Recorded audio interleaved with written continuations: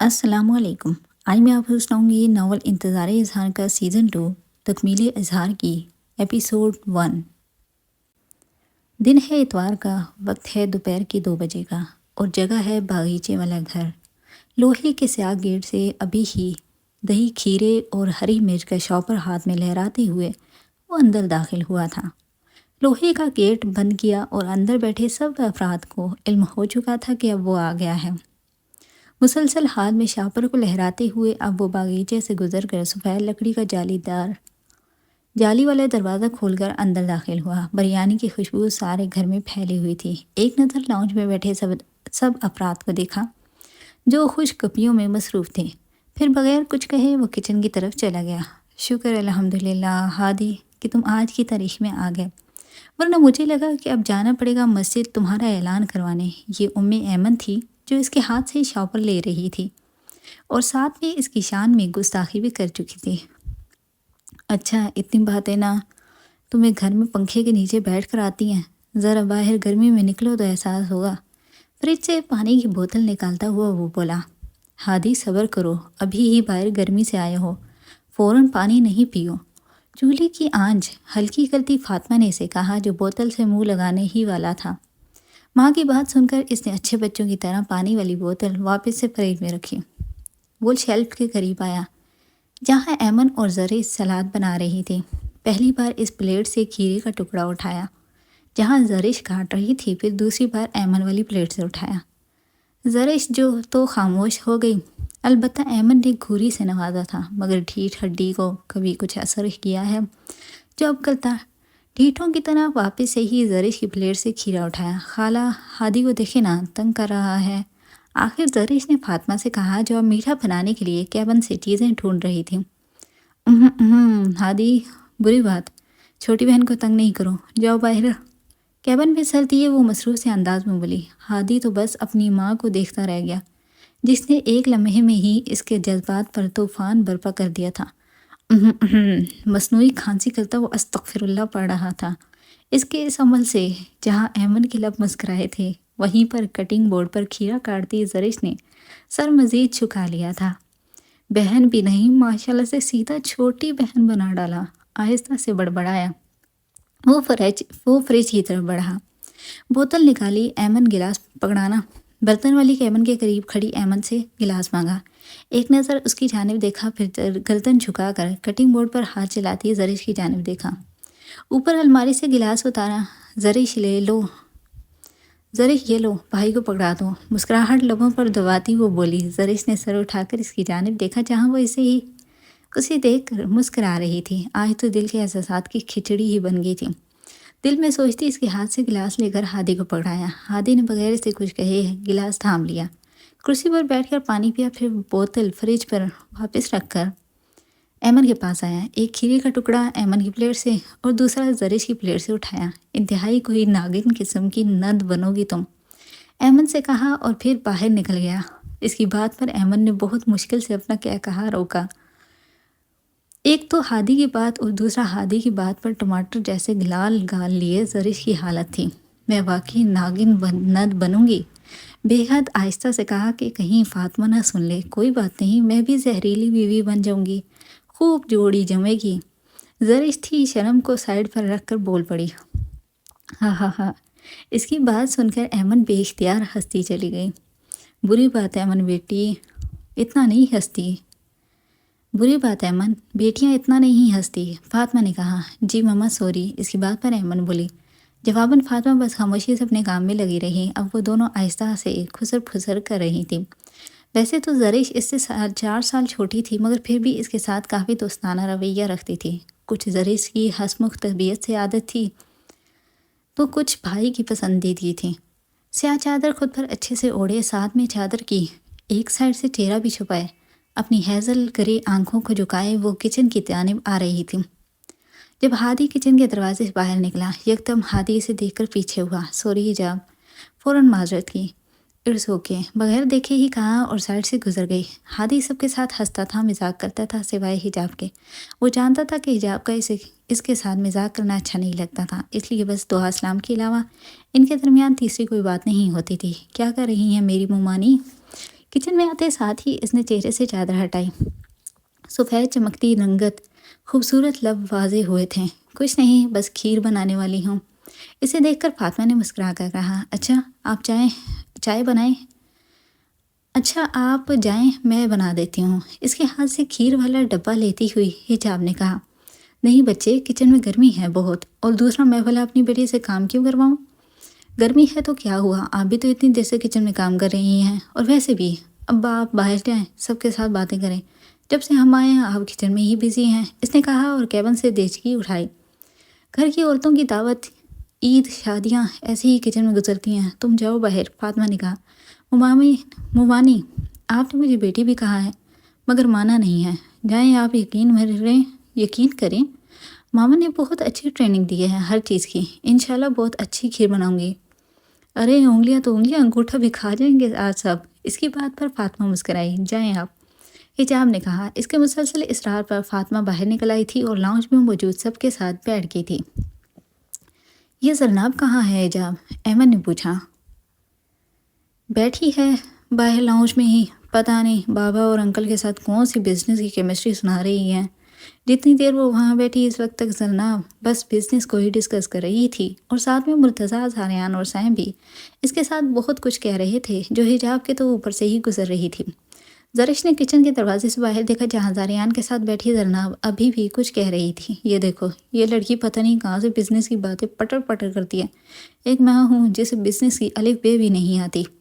زرش زرناب کی مسلسل چلتی ہوئی زبان کو دیکھ کر بولی، بہن آپ کو حرف تہجی والی الف بے بھی نہیں آتی، بزنس کی خاک آئے گی۔ کھیر میں چمچ ہلاتی حجاب نے کہا۔ زرش نے اس کی جانب دیکھا، کیوں نہیں آتی؟ الحمدللہ ہمیشہ اردو میں 1-2 نمبر سے پاس ہوئی ہوں۔ ہاں، کسی کے پاس اتنا ٹیلنٹ نہیں جو میرے پاس ہے۔ ماشاءاللہ، ماں صدقے جائے، دفع ہو، ذرا جا کر اس ملکہ عالیہ کو بلا کر لائیں۔ حجاب کے بجائے ایمن نے کہا، میں کوئی نہیں جا رہی، ایویں ہی سب کے سامنے عزت کر دے گی۔ صاف منع کر دیا، کام کے وقت اگر کوئی زرناب زاریان خان کو ڈسٹرب کری یہ اسے گوارا نہیں تھا۔ جاؤ، جا کر میرا اور ایمن آپی کا کہنا آ جائے گی۔ حجاب نے کہا، تو خود جاؤ نا، تم لوگ، میں کیوں جاؤں؟ کیونکہ تم چھوٹی ہو اس لیے تم ہی جاؤ گی، شاباش جاؤ۔ تم سے تو کوئی چھوٹی نہیں ہوں، صرف کچھ ماہ ہی کا فرق ہے، حجاب سے کہا۔ کچھ ماہ کا نہیں بہن، پورے 5 ماہ کا فرق ہے، چلو شاباش، اچھے بچے بڑوں کا کہنا مانتے ہیں۔ اف اللہ جی، بندہ کچھ بھی ہو جائے بس چھوٹا نہ ہو، ہر کام اسی کے ذمے ہے، اس نے کہا۔ احمد اسے کچھ کہنے ہی لگی تھی جب زرناب اندر آئی تھی۔ حجاب یار کہاں ہے گلاب کے پھول، بزنس کوئین آئی ہیں، ان پر برسانے ہیں۔ احمد نے اسے دیکھ کر حجاب سے کہا۔ اس کی بات سن کر زرناب مسکرائی، ڈمپلز نمایاں ہوئے۔ زرناب آپی یار کہاں ہیں آپ؟ کہاں سے آپ اتنی باتیں لاتی ہیں؟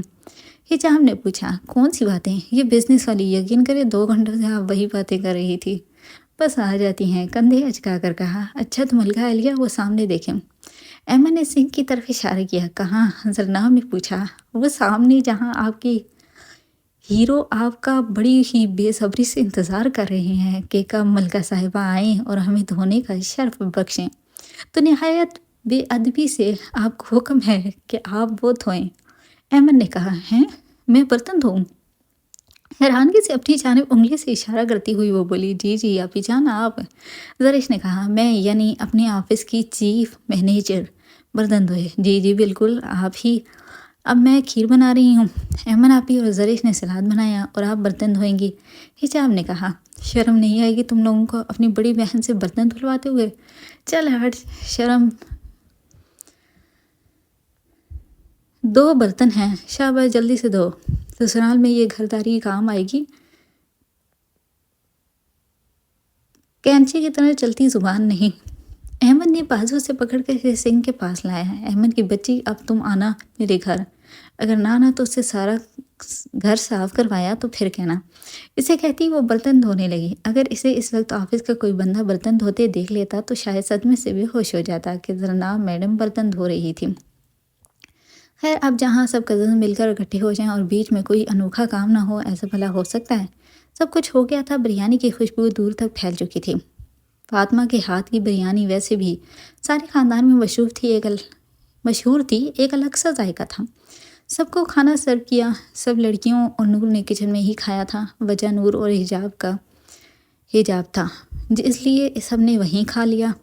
کھانا کھا کر میٹھا کھایا، پھر ڈھیر ساری باتیں ہوئیں۔ عورتوں کی الگ دنیا بسی ہوئی تھی جس میں نور، سدرا، فاطمہ اور صفیہ بیگم شامل تھیں۔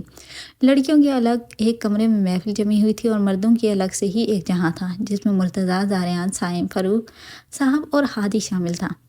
ان کی باتوں میں تو بس ہادی سمجھنے والی ایکٹنگ کر رہا تھا، ساری باتیں اوپر سے تیر کی طرح گزر رہی تھیں۔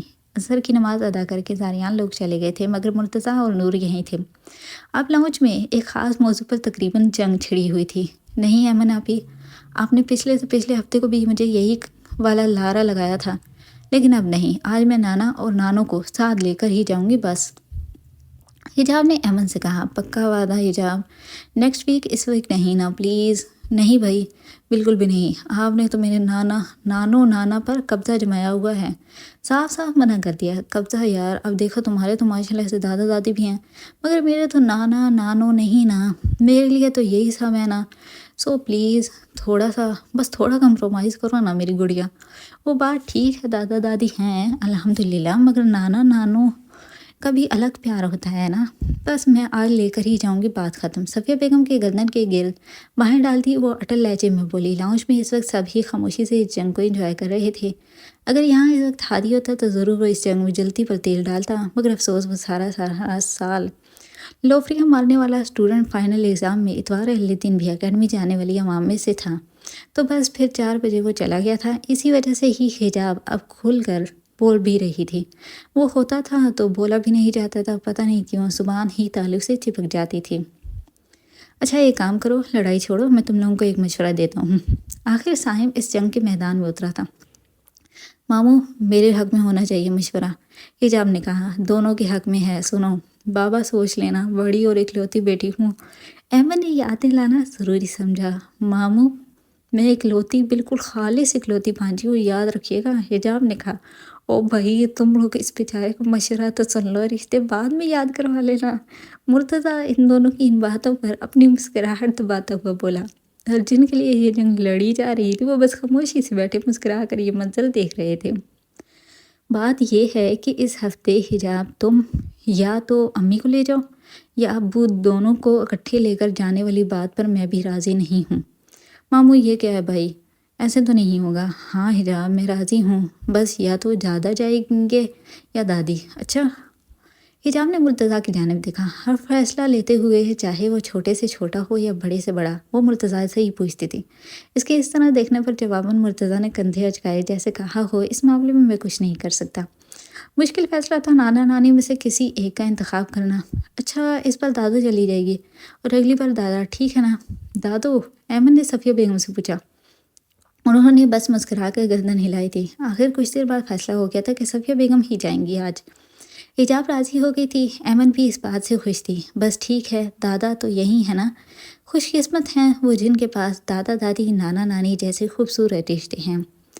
دنیا میں اگر والدین کے ساتھ بعد اگر کوئی آپ سے خالص محبت کرتا ہے نا، تو وہ والدین کے والدین ہوتے ہیں، جو اولاد سے زیادہ اولاد کی اولاد سے محبت کرتے ہیں۔ قدر کریں اپنے بزرگوں کی، یہ قدر کی طرف سے، یہ قدرت کی طرف سے انمول تحفہ ہیں۔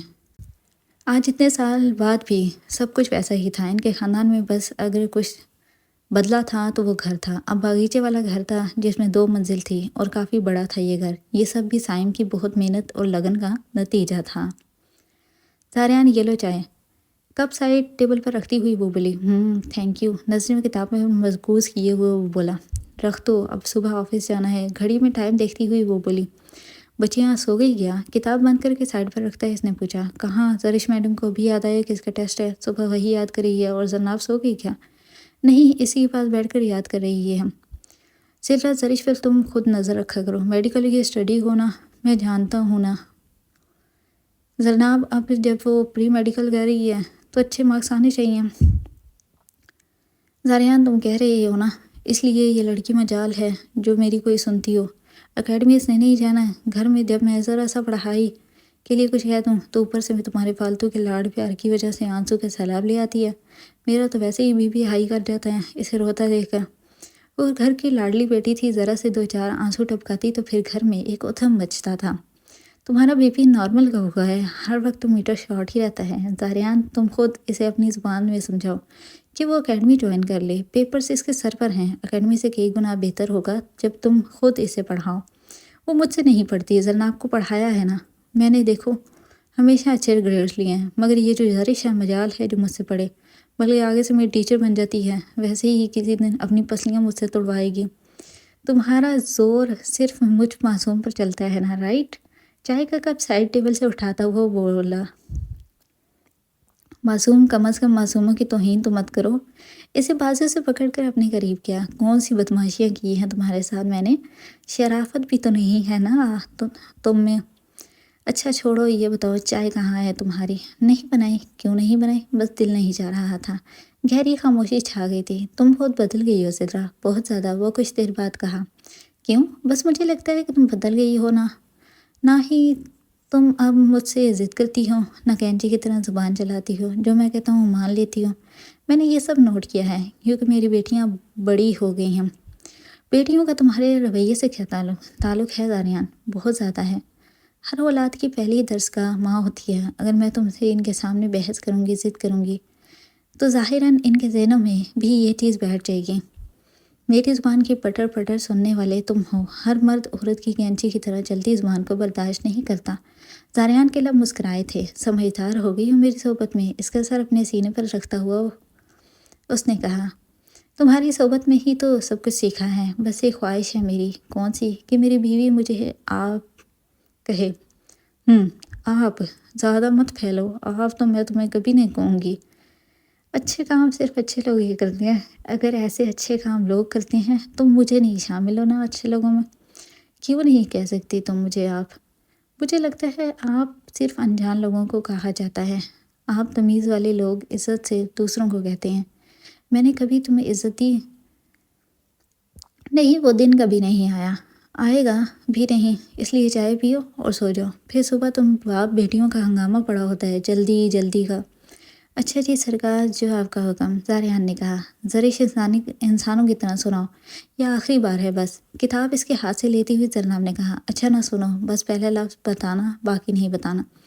اچھا پہلا میں بتاؤں، دوسرا تم پڑھو، تیسرا پھر میں بتاؤں، رکھ کر ایک لگاؤں گی۔ تماشا مت کرو میرے ساتھ، رات کے 11 بجے ہم تمہیں ٹیسٹ یاد آتے 11 بجے ٹیسٹ یاد آتے ہیں، جلدی کرو، 10 منٹ میں یاد کرو۔ 2 لائنز یاد نہیں ہوتی نکمی سے۔ اسے باتیں سناتی وہ واپس سے اپنے موبائل پر لگ گئی تھی۔ ایک دفعہ ڈاکٹر بننے تو سب سے پہلے تو آپ کو ہی پاگل ہونے کا انجیکشن لگاؤں گی، کہتی واپس سے سر اس کی گود میں رکھ کر لیٹ کر یاد کرنے لگ گئی۔ طریقہ دیکھا اپنا یاد کرنے کا، ایسے یاد ہوتا ہے سبق؟ انسانوں کی طرح بیٹھو بھائی یاد کرو۔ جواباً وہ بس خاموشی سے یاد کرتی رہی۔ آئے تو مجال ہے جو کچھ یاد ہو جائے۔ جیسے یہ آنکھیں بند کرتی تو نظروں کے سامنے اس کا چہرہ لہراتا تھا۔ دیدار محبوب بھی کیا عجیب چیز شے ہے، ہوتا محض صرف چند لمحوں کا ہے، مگر نظام زندگی میں کئی دن تک اتھم مچا رہتا ہے۔ یا اللہ جی، یاد کرواتے سبق، ورنہ صبح میم شگفتہ نے سارا عشق و وشق نکال دینا ہے۔ دل میں شدت سے دعا کی۔ اب وہ اس کی گود میں سر رکھے مسلسل توجہ سے یاد کر رہی تھی اور زینب موبائل پر لگی ہوئی تھی، جب اچانک اسے کچھ یاد آیا۔ موبائل بند کر سائڈ پر رکھا، گود میں رکھے زرش کے بالوں کا سہلایا۔ زرش مصروفیت سے کہا، اب بڑی ہو گئی ہو نا، اس لیے ابھی جو سمجھاؤں کہ اسے دماغ میں بٹھا لینا۔ اچھا بغیر توجہ دیے بس اچھا کہہ دیا۔ اب تم 17 سال کی ہوگی ہو، بچی نہیں ہو۔ محرم نامحرم کے رشتے کی سمجھ آ جانی چاہیے تمہیں۔ آئندہ تم نے کسی سے بھی نہیں ہاتھ ملانا، سلام بس دور سے ہی کر لیا کرو۔ تمہاری زندگی میں فی الحال بابا کے علاوہ کوئی محرم نہیں ہے، ہادی بھی نہیں، اس لیے بات کو سمجھو اور آئندہ ہادی سے بھی بس دور سے ہی سلام کرنا۔ بہت پیار سے اسے سمجھانا چاہا۔ آپ ہی وہ تو میرا کزن ہے، میں کسی اور سے سلام تو نہیں کرتی نا۔ کیا مطلب کزن ہے؟ زرش کزن بھی نامحرم میں ہی آتے ہیں، جن سے نکاح جائز ہو وہ نامحرم ہوتے ہیں۔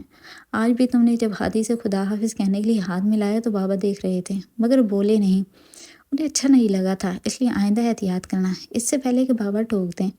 ہادی خود میرے آگے ہاتھ بڑھا دیتا ہے تو پھر میں کیا کروں؟ تو تم نہ کیا کرو، کہتے ہو کہ اب ہم بڑے ہو گئے ہیں، سمپل حجاب بھی تو نہیں نکلتی، حالانکہ وہ اس کے ماموں کا بیٹا ہے۔ اچھا بھائی نہیں کرتی، اب مجھ سے سن لیں۔ زرش میں سیریس ہوں، آئندہ تم نے اسے اسلام صرف منہ سے کہنا ہے۔ اچھا ابھی، اچھا ٹھیک ہے، اب سننے مجھ سے۔ کتاب اسے پکڑاتی ہوئی بولی، سناؤ اور اگر اوں کی بغیر کچھ کہے تھپڑ لگاؤں گی۔ آپ نے مجھے کچھ کہا تو میں بابا سے کہوں گی، بابا کی کچھ لگتی، بابا کی دھمکیاں مجھے مت دیا کرو، 2 کے بجائے 4 لگاؤں گی، سمجھی؟ آپ 1 بھی تو لگائیں، دماغ نہ چاٹو، سناؤ۔ اس کے کہنے پر آخر مر مر کے اس نے سنا ہی دیا تھا۔ ابھی صحیح نہیں یاد ذرے۔ اچھا بس اب صبح جب نماز کے لیے اٹھوں گی تب پڑھ لوں گی، ابھی نیند آ رہی ہے بہت، کہتی کتاب اٹھا کر اپنے کمرے میں چلی گئی تھی۔ پیچھے بس زلناف تعصب سے سر ہلاتی رہ گئی تھی۔ نکمی منہ بڑبڑا کر وہ تکیے پر سر رکھ چکی تھی، بلینکٹ اوپر رکھا اور آنکھیں موڑ لی۔ صبح سے پھر وہی روٹین، دل میں سوچا اور دعائیں پڑھی۔ کیا ہوا؟ کیوں منہ لٹکا کر بیٹھی ہوں؟ اسے سیڑھیوں پر منہ لٹکائے بیٹھا دیکھ کر ہادی نے پوچھا۔ کچھ نہیں، گردن جھکا کر کہا۔ کچھ تو ہے، بتاؤ کیا ہے، ورنہ چڑیل خاموش بیٹھی معجزہ ہے۔ اس کے ساتھ بیٹھتا ہے اس کے گال کے ہینستا ہوا بولا، دادو گھر نہیں ہے تو کتنا عجیب لگ رہا ہے نا، تو کیوں جانے دیا تھا؟ میں ہوتا تو دیکھتا کیسے جاتی ہیں۔ حجاب نے ضد کی تھی۔ اچھا خیر ہے، آ جائیں گی کل تک، اسے اپنے ساتھ لگا کر کہا۔ ہادی مہمان آ کر جب واپس چلے جاتے ہیں نا تو گھر کتنا بے رونق سا لگتا ہے نا۔ اسے دن کے وہ کہا وہ ساری باتیں یاد آ رہی تھی۔ تو کیا اب مہمان ہمیشہ کے لیے تو نہیں آتے نا، مگر مجھے اداس کر جاتے ہیں جب آ کر واپس جاتے ہیں۔ کچھ لوگ ایسے ہوتے ہیں جنہیں اداسیاں بہت جلدی محسوس ہوتی ہیں۔ کسی مہمان کے گھر آ کر واپس جانے کی اداسی، خزاں کی ویرانی، سیاہ راتوں کی بارش، سردیوں کی گہری راتوں کی سیاہی، اداس لوگوں کی محفل، ہر کہانی کے اختتام میں آنکھیں بھیگ جانا، خوب کہوں کے بعد کی خاموشی، کسی پرانی عمارت کی وحشت، بھاپ اڑاتی چائے کی گرمائش، کسی گاؤں کی گہری خاموشی، سب کچھ لوگوں کو بہت جلدی محسوس ہوتی ہیں۔ انہیں کچھ لوگوں میں ایمن بھی شامل تھی۔ اچھا جاؤ سو جاؤ، صبح یوں نہیں جانا ہے تم نے۔ ہادی یہ اتوار کی ہم بہت بری لگتی ہے مجھے، سارے ویکنڈ کا سکون نکل جاتا ہے۔ تم مجھے یہ بتاؤ کہ تمہیں دکھ مہمانوں کے جانے کا ہے یا صبح یوں نہیں جانے کا؟ دونوں کا ہی ہے، اور دادو کا بھی، منہ بنا کر کہا۔ اٹس اوکے یار، اتوار کے بعد آنے والا پیر واحد وہ پیر ہے جس کا کوئی مرید نہیں ہے۔ اس کی بات پر وہ دل کے اداس ہونے کے باوجود مسکرا دی۔ تم دونوں سوئے نہیں ابھی تک؟ فاطمہ نے انہیں ابھی اس طرح سیڑھیوں پر بیٹھا دیکھ کر پوچھا۔ میں سونے والا تھا، یہی دکھی آتما کی طرح رات کو سیڑھیوں پر بھٹک رہی تھی۔ ہادی نے کہا، جاؤ سو جاؤ، پھر تم لوگ صبح اٹھتے نہیں ہو، اور ہاں ساری چیزیں پوری کر کے سونا۔ اگر صبح تم لوگوں کی مجھے آوازیں آئی نا کہ یہ کہاں فلاں کہاں، تو پھر دیکھنا ہڈیاں توڑوں گی۔ انہیں دھمکی دیتی وہ اندر چلی گئی تھی۔ میں نے تمہارا یونیفارم پریس کر دیا تھا، جوگرز نہیں مل رہے تھے تمہارے، ایمن نے کہا۔ اچھا صحیح ہے، میں ڈھونڈ لوں گا، تم جاؤ، آپ سو جاؤ، اس سے پہلے کہ اماں حضور اب شاندار طریقے سے سلائیں، ہادی نے کہا اور اس کا ہاتھ پکڑ کر اٹھایا۔ کل جائیں گے اور کچھ بھی ہو جائے دادو کو واپس لائیں گے، بس اللہ حافظ۔ اسے کہتی اللہ حافظ کر کے اندر چلی گئی تھی۔ ہادی مسکرایا۔ کچھ مہمانوں کا واپس گھر کو لوٹنا واقعی دل کو اداس کر جاتا ہے، اس نے دل میں سوچا اور گردن جھکا کر مسکرا کر کمرے میں آ گیا۔ چلو اٹھو، جاؤ روم میں سو جاؤ، صبح کالج جانا ہے، حجاب سے کہا جو اس کی گود میں سر رکھے ہوئے تھی۔ نانو نماز پڑھ لیں پھر ان کے ساتھ جاؤں گی، صفیہ بیگم کی طرف دیکھتے ہوئے کہا۔ تم نے پڑھی نماز؟ جی، بلکہ میں نے تو اذان کے ساتھ ساتھ ہی پڑھ لی تھی۔ شاباش، اب رات کو جلدی سو جانا، پھر صبح جلدی اٹھنا ہے۔ آج تو نانو مجھے کہانیاں سنائیں گی پھر سو گی، صفیہ بیگم کی طرف دیکھتے ہوئے کہا جو اب سلام پھیر رہی تھی۔ ہاں، اب تمہاری عمر ہے کہانیاں سننے کی؟ کہانیاں سننے کی عمر کہاں ہوتی ہے ماما۔ نانا آپ مجھے سنائیں گی نا کہانی؟ اس نے سے پوچھا۔ جواباً تسبیح کرتے ہوئے انہوں نے فقط سر اس بات میں ہلایا۔ دادا کو دوائی دی تم نے؟ نہیں، کیوں نہیں دی؟ جاؤ جلدی سے دے کر آؤ، ایک کام ہی ہوتا ہے وہ بھی ڈھنگ سے نہیں کرنا ہوتا۔ ارے ماما سن تو لیں، دادا اور بابا گھر پر نہیں ہیں۔ کیوں، کہاں گئے ہیں؟ آپ کو نہیں پتہ؟ مجھے کیا پتہ، میں تو کب سے تمہاری باتیں سن رہی ہوں۔ ایسا ہو ہی نہیں سکتا، بابا کا بس چلے تو وہ آپ کی اجازت کے بنا سانس بھی نہ لیں، اور آپ کہہ رہی ہیں کہ وہ آپ کو بتا کر نہیں گئے؟ نیور ماما، اس نے سامنے صوفے پر بیٹھی نورین بیگم کو دیکھتے ہوئے کہا۔ ہاں، جیسے تمہارے بابا بہت فرما بردار ہو نا میرے۔ دادو آپ ہی بتائیں، کیا میں صحیح نہیں کہہ رہی؟ بابا ایسے ہی ہیں نا؟ نورین بیگم سے تصدیق کی، جواباً وہ بس مسکرائی۔ ہاں، ان کا بیٹا ایسا ہی تھا، اب کیا کہتی وہ۔ نانو کو بھی پتہ ہے کہ ان کے داماد اور نواسی کتنے فرما بردار ہیں، ہے نا نانو؟ صفیہ بیگم نے مسکراتے ہوئے گردن اس بات میں ہلائی۔ بس دیکھا ماما، سب جانتے ہیں، تم اٹھو یہاں سے اور جاؤ، جا کر سو جاؤ، پھر صبح تم اٹھتی نہیں ہو پھر۔ اچھا ماما جا رہی ہوں، اس کی گود سے سر اٹھایا، بال صحیح کیے، اس کے بال سیاہ سلکی تھے، خوبصورت تھے، بے انتہا پرکشش، صاحب مرتضیٰ سے بھی پرکشش۔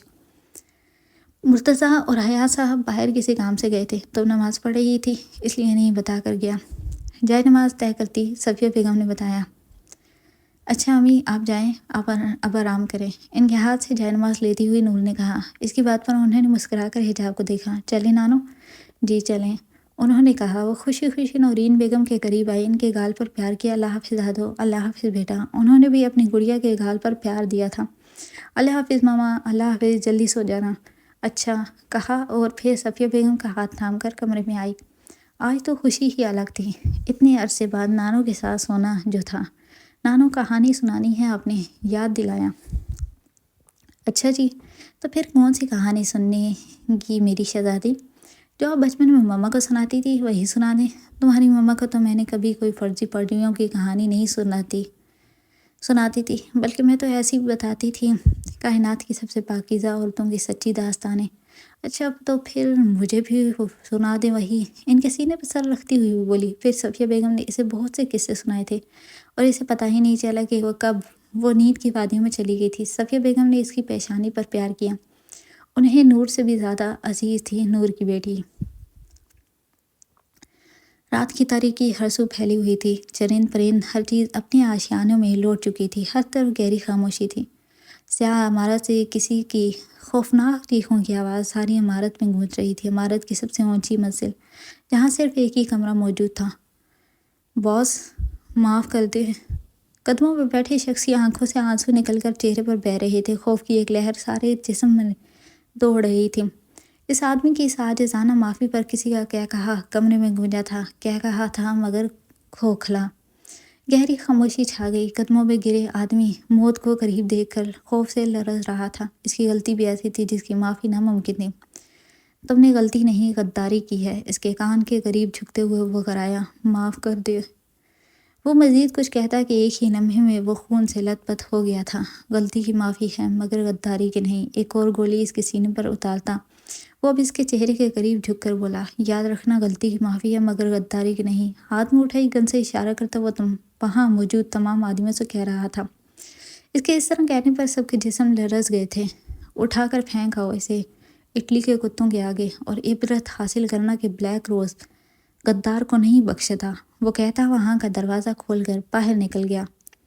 پیچھے پیچھے ایک ملازم بھاگتا ہوئے اس کے پیچھے راہداری میں آیا جہاں وہ بس لمبے لمبے قدم پھرتا باہر کی طرف جا رہا تھا۔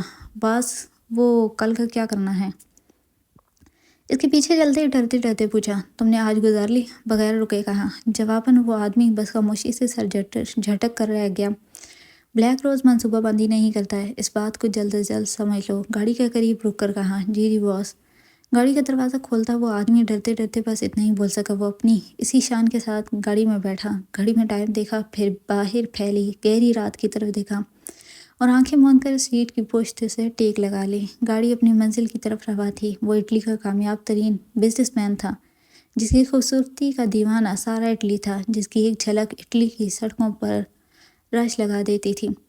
اس کے بارے میں مشہور تھا کہ وہ خوبصورت ہونے کی وجہ سے مسکراتا نہیں ہے۔ وہ خوبصورت چہرہ اندر سے کتنا بڑا درندہ تھا، یہ بات سوائے چند لوگوں کے اور کوئی بھی نہیں جانتا تھا۔